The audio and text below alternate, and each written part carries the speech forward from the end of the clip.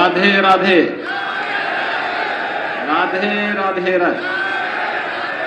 वृंदावन बिहारी लाल की, कृष्ण कन्हैया की, यमुना मैया की, गौ मैया की, भारत माता की, भारत माता की, भारत माता की। जय श्री राम, जय जय श्री राम।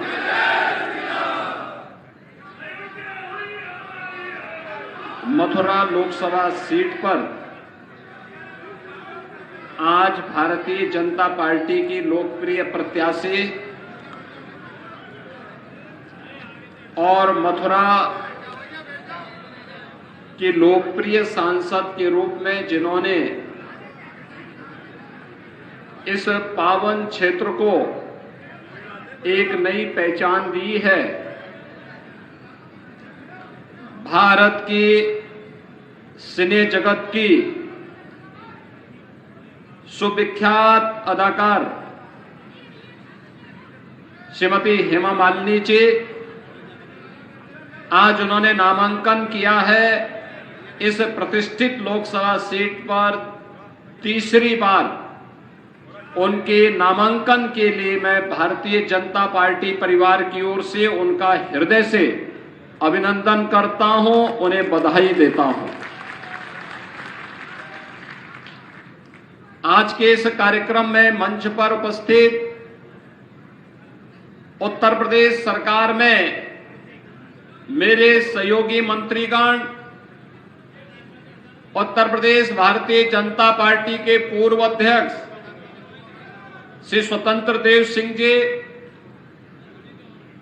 उत्तर प्रदेश सरकार के ही मंत्री चौधरी लक्ष्मी नारायण जी,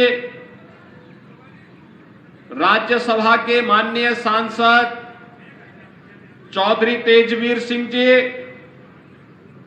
जिलाध्यक्ष मथुरा जनपद श्री निर्भय पांडे जी, महानगर अध्यक्ष श्री घनश्याम लोधी जी, प्रभारी अशोक कटारिया जी, हमारे माननीय विधायकगण श्री पूरन प्रकाश जी, ठाकुर मेघश्याम सिंह जी, श्री राजेश चौधरी जी, लोकसभा के प्रभारी श्री श्याम भदौरिया जी, डॉक्टर देवेंद्र शर्मा जी, जिला पंचायत अध्यक्ष चौधरी किशन सिंह जी, महापौर विनोद अग्रवाल जी, विधान परिषद सदस्य योगेश चौधरी जी, पूर्व सांसद कुंवर मानवेंद्र सिंह जी, जिलाध्यक्ष आरएलडी श्री राजपाल भंगर जी, पूर्व मंत्री रविकांत गर्ग जी, हमारे पूर्व विधायकगण श्री कारिंदा सिंह जी, चंदन सिंह जी, प्रणतपाल सिंह जी, भारतीय जनता पार्टी और राष्ट्रीय लोकदल के सभी पदाधिकारीगण और आज के इस नामांकन सभा में यहां पर उपस्थित सभी हमारे उपस्थित महानुभाव कार्यकर्ता बहनों और भाइयों, वृंदावन बिहारी लाल की इस पावन धरा को, राधे रानी की इस पावन धरा को कोटि कोटि नमन करते हुए आप सबका मैं हृदय से अभिनंदन करता हूं। आज से मथुरा प्रतिष्ठित लोकसभा सीट का नामांकन की प्रक्रिया जैसे ही पूरी होगी तो फिर जनता जनार्दन की अदालत में, लोकतंत्र के इस पूरे पवित्र पर्व में हर राजनीतिक दल का प्रत्याशी अपना भाग्य आजमाने के लिए यहां पर आएगा। और सबसे विचित्र बात तो यह है कि तीसरी बार जब हेमा मालिनी जी यहां पे प्रत्याशी बनी है तो किसी भी अन्य दल के पास प्रत्याशी ढूंढे हुए नहीं मिल रहा है, उधार में प्रत्याशी ला रहे हैं। और उन लोगों को धार में भी प्रत्याशी नहीं मिल पा रहे हैं, तो कांग्रेस के नेता अपना आपा खो चुके हैं। अब भारत की मातृशक्ति के प्रति अपमानजनक टिप्पणी करके आधी आबादी का अपमान करने पर उतारू हो चुके हैं। लेकिन इन कांग्रेसियों को और इंडी गठबंधन के लोगों को इस बात की जानकारी होनी चाहिए, ये राधे रानी की भूमि है, यमुना मैया की कृपा इस भूमि पर है। अगर आधी आबादी का अपमान करोगे तो आधी आबादी ही नहीं बल्कि पूरा भारतवर्ष उन्हें ऐसा सबक सिखाएगा कि आगे से वे राजनीति करने लायक नहीं बच पाएंगे।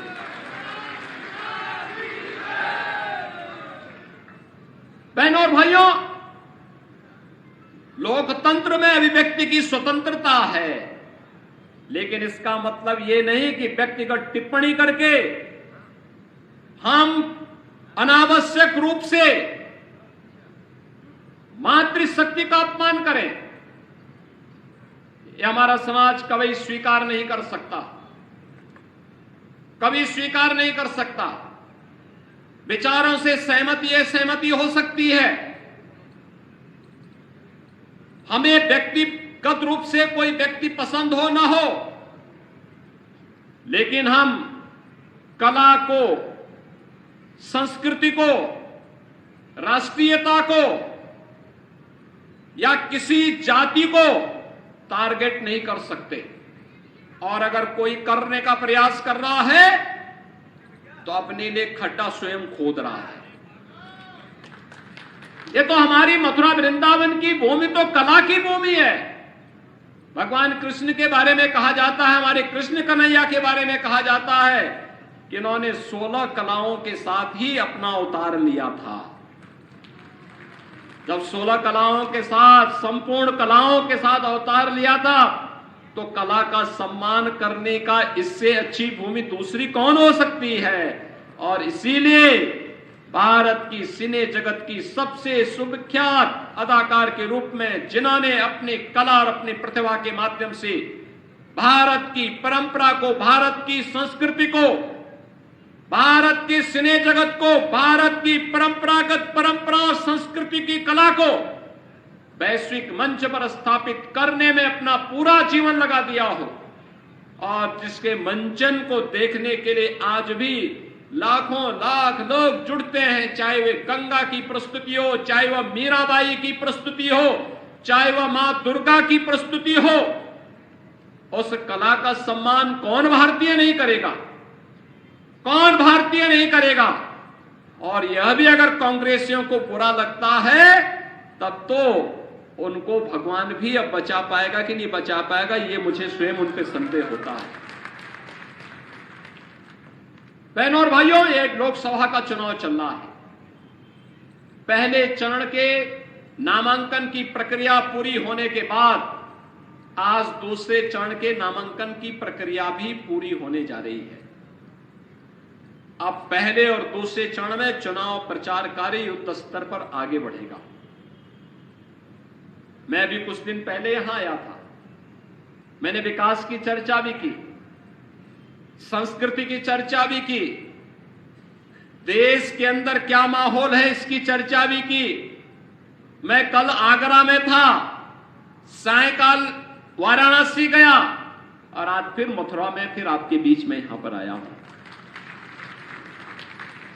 तो उत्तर में चाहे वह सहारनपुर बिजनौर हो या वाराणसी बलिया,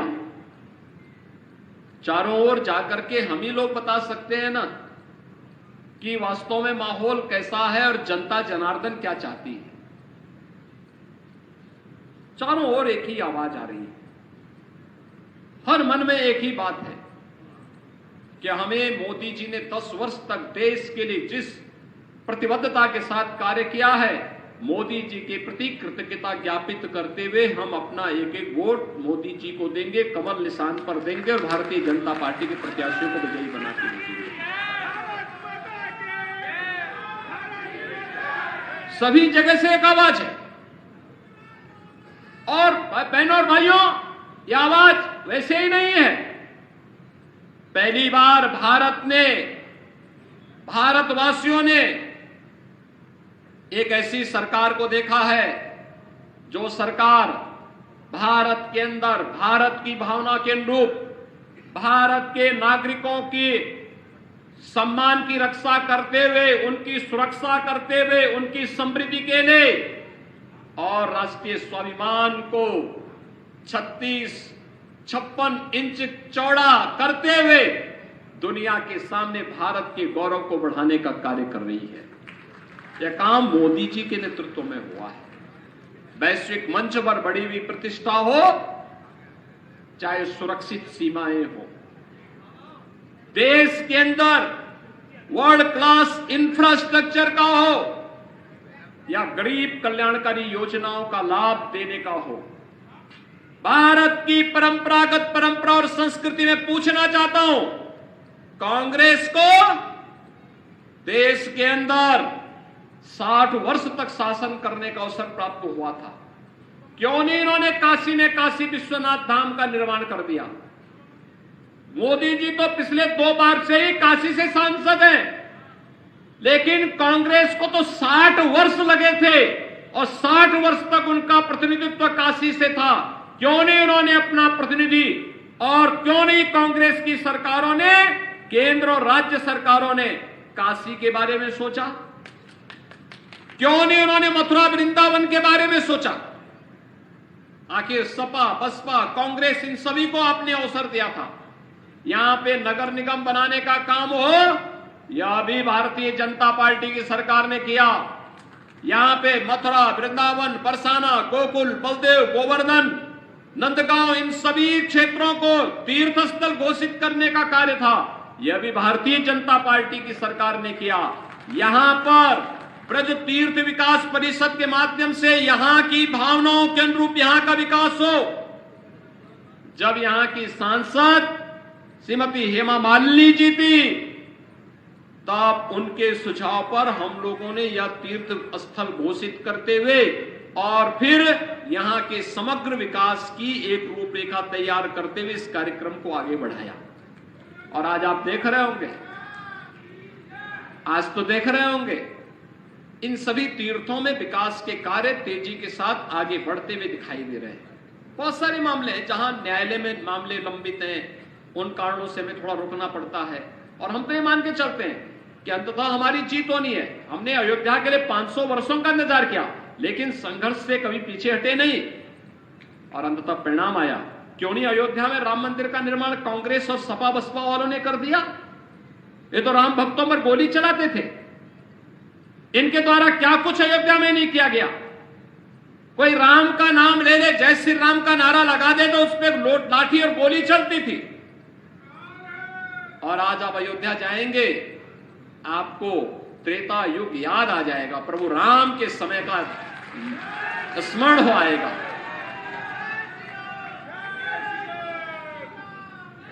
हेमा मालिनी जी तो अयोध्या गई थी, उन्होंने प्रभु राम के सामने मंचन किया और वे स्वयं भी अभिभूत थी वहां देख करके कि अयोध्या पहले पतली गलियां थी, कुंज गलियां थी, मथुरा वृंदावन की तरह ही कुंज गलियां थी।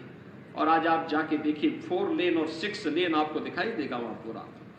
हर व्यक्ति खुश है, व्यापारी खुश है, वहां का नागरिक खुश है, होटल संचालक खुश हैं, रेस्टोरेंट संचालक खुश है, फूल पत्ती बेचने वाला खुश है, टैक्सी चालक खुश है, नाविक खुश है। और सबको खुशी इस बात की है कि 500 वर्षों के बाद मोदी जी के प्रयास से अयोध्या में प्रभु रामलला के विराजमान हो गए हैं और उनकी इनकम भी कई गुना बढ़ गई है, कई गुना बढ़ गई है। हमने तो पहले भी कहा था ना, हम तो पहले ही कह चुके थे, हमने काशी और अयोध्या में जो कार्य कराना था उसको लाइन अप कर दिया है। सरकार का काम है लाइन अप करना और उस पर फंड उपलब्ध कराना। जनता जनार्दन के सहयोग से बाकी कार्यदायी संस्थाएं इन कार्यक्रमों को आगे बढ़ाती है। अब हम लोगों को पूरा फोकस करना है ब्रजभूमि पर। अब ब्रजभूमि पे हम पूरा पैसा देने जा रहे हैं। 84 कोसी की बात हो रही थी, परिक्रमा की बात हो रही थी, गोवर्धन परिक्रमा हो, बरसाना की हो, यहां की जितने भी होंगे, इन सबको भी हम यहां की भावनाओं के अनुरूप ही आगे बढ़ाने का कार्य कर रहे हैं, या यमुना मैया की शुद्धि के कार्यक्रम को आगे बढ़ाने, या यहां के कुंडों के बारे में, या यहां पे गौ माता की सेवा और उसके संरक्षण के लिए, ये सभी कार्यक्रम युद्ध स्तर पर आगे बढ़ने वाले हैं और बढ़ने वाले हैं। इसके लिए आवश्यक है कि यहां से चुनाव जीत करके भी तीसरी बार पिछले 2 रिकॉर्ड को तोड़ते हुए हेमा मालिनी जी फिर संसद में जाए।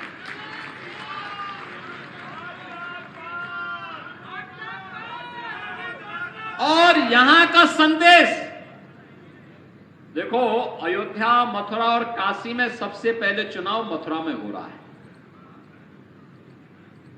तो संदेश यहीं से जाना चाहिए। यहां का संदेश स्पष्ट होना चाहिए पूरे उत्तर प्रदेश के लिए कि अयोध्या में रामलला का विराजमान हो गया है, काशी का काम भी हो गया है, अब मथुरा जो इंतजार कर रहा था, मथुरा वृंदावन के विकास के कार्यक्रमों को आगे बढ़ाने के लिए तीसरी बार हेमा जी को फिर से यहां से प्रचंड बहुमत से विजयी बनाने के लिए एक एक कार्यकर्ता लगेगा। भाजपा, राष्ट्रीय लोकदल का एक एक कार्यकर्ता लगेगा और भारी बहुमत से विजयी बनाने के लिए हम लोग कार्य करेंगे। बहनों और भाइयों, आज प्रधानमंत्री मोदी जी ने विकसित भारत की जिस संकल्पना को देशवासियों के सामने रखा है, उस विकसित भारत के लिए विकसित उत्तर प्रदेश आवश्यक है, और विकसित उत्तर प्रदेश के लिए विकसित मथुरा भी आवश्यक है। हमारे पास जो संभावना होगी हम उसी में विकास कराएंगे, जो संभावना होगी उसमें हम विकास कराएंगे। जो क्षेत्र हमारे लिए सबसे सरल होगा, सबसे आसान होगा, उसमें हम कार्य करेंगे। हमारे पास सबसे अच्छा है स्पिरिचुअल टूरिज्म का, हम उसको विकसित करेंगे। यमुना मैया में इसकी शुद्धि के साथ साथ जो कुछ भी अन्य कार्य करने होंगे हम लोग करेंगे। यमुना मैया की तो साक्षात कृपा हम पर बरसती है। आपने पिछली बार वैष्णो कुंभ को देखा होगा, कितना शानदार तरीके से हुआ था। कुंभ का आयोजन से लेकर के कार्यक्रम के समारोह तक, पूर्णाहुति तक कोई विघ्न बाधा नहीं। और जैसे कुंभ की पूर्णाहुति होती है, उसके बाद पूरे देश के अंदर कोरोना महामारी की चपेट में कैसे देश आया था, उस समय कितना और लग रहा था हम लोग। आप सोचो, अगर यहां पे कुंभ के दौरान होता क्या स्थिति होती। लेकिन हम सब सौभाग्यशाली हैं कि यमुना मैया की कृपा थी, राधे रानी की कृपा थी, कृष्ण कन्हैया की कृपा थी कि ये सारे कार्यक्रम हमारे सकुशल संपन्न हुए और हम इन सभी कार्यक्रमों को आगे बढ़ा पाए। और इसीलिए यहां के विकास के लिए कहा जाता है कि जितना कुछ कर लें वह कम होगा। और यहां की पहचान को इसलिए हमने कभी रंगोत्सव के रूप में, कभी कृष्णोत्सव के रूप में इन कार्यक्रमों को आगे बढ़ाने का काम किया। आज यहां अच्छे ऑडिटोरियम बन रहे हैं, अच्छा बस स्टैंड बना है, एयर ओपन थिएटर बन रहे हैं। आज यहां पे परिक्रमा के मार्गों के पुनरुद्धार की बात होती है। आज यहां पर यहां के काशी विश्वनाथ धाम की तर्ज पर यहां पे मंदिरों के पुनरुद्धार के कार्यक्रमों को भी आगे बढ़ाने की चर्चा होती है। नमामि गंगे परियोजना के तर्ज पर यमुना मैया को भी शुद्धिकरण से जोड़ने के कार्यक्रम को आगे बढ़ाने की चर्चा होती है। बहनों और भाइयों, ये चर्चा इस बात की शुरुआत है, हमने अच्छी शुरुआत की है। ये चर्चा इस बात को बताता है हमारी शुरुआत अच्छी हुई है, तो इसका रिजल्ट भी अच्छा आने वाला है। और अच्छे परिणाम के लिए अच्छी सरकार आवश्यक है, अच्छे प्रतिनिधि आवश्यक है, रुचि लेने वाले प्रतिनिधि आवश्यक है। और रुचि लेने वाले प्रतिनिधियों में ही मैंने जो आपको कहा, ब्रज तीर्थ विकास परिषद का जब गठन होना था, तो उस समय अपने एक लंबे कला जगत के अनुभवों का लाभ श्रीमती हेमा मालिनी जी ने हमारी सरकार को हमें उपलब्ध करवाया था, और कैसे इसका गठन होना है, कैसे कार्यक्रम आगे बढ़ेगा, कैसे हम इस चीज को आगे लेके चल सकते हैं, यहाँ की कला, यहाँ की संस्कृति, यहाँ की परंपरा भी, यहाँ की वो भी संरक्षित रहे, लेकिन यहाँ का विकास भी हो, ये सभी कार्यक्रम आगे बढ़ रहे थे।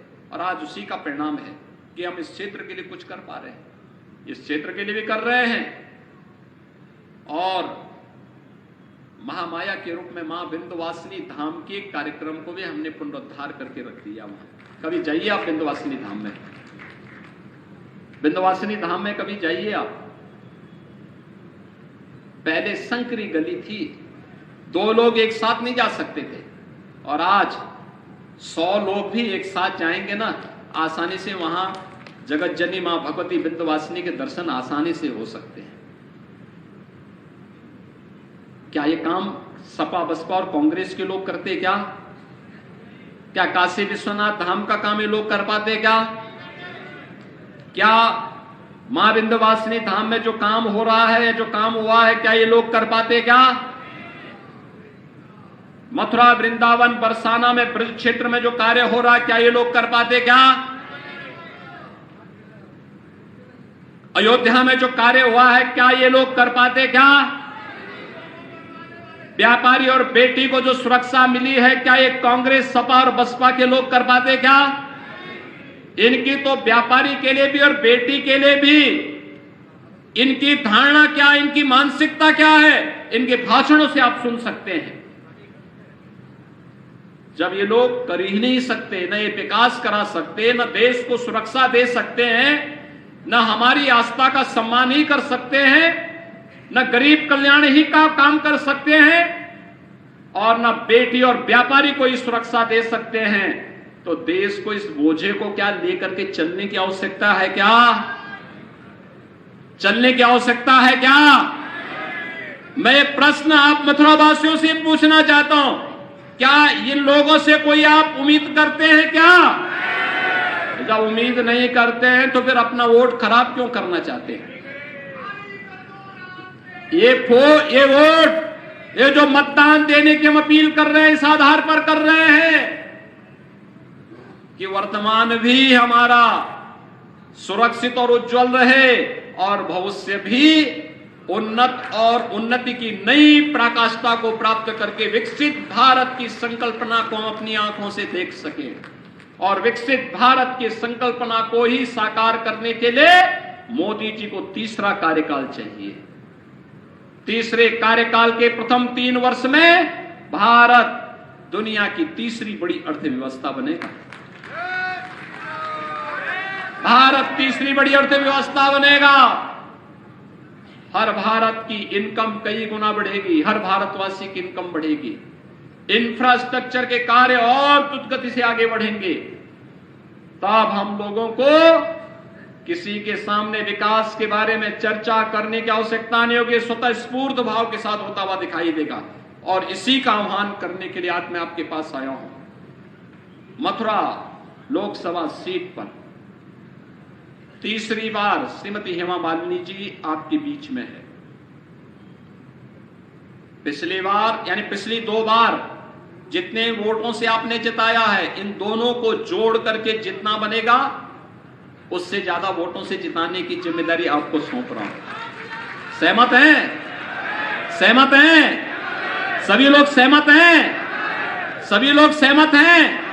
दोनों हाथ उठाकर मेरे साथ बोलेंगे फिर, भारत माता की, भारत माता की, भारत माता की, भारत माता की, वंदे वंदे वंदे वंदे